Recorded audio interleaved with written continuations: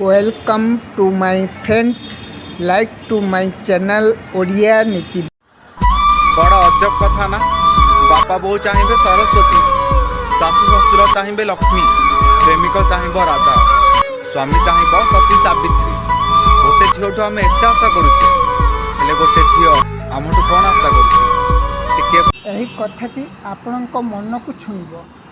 Lover हेउ कि dangers हेउ, जदि आपण केयर करि न पारिले ताहले भगवान चुटकी छड़ाई नहीं जीव।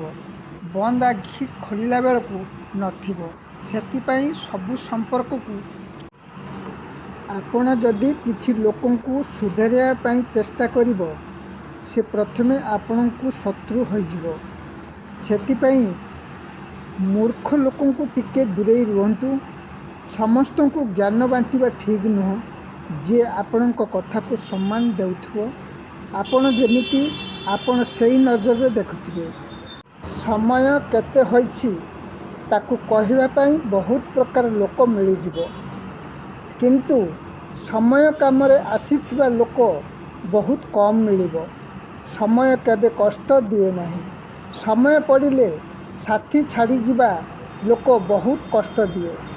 मनीष जीवनटा गोटे स्टेशन परी, जेउठी लोक बहुत किंतु निजर केही नहीं।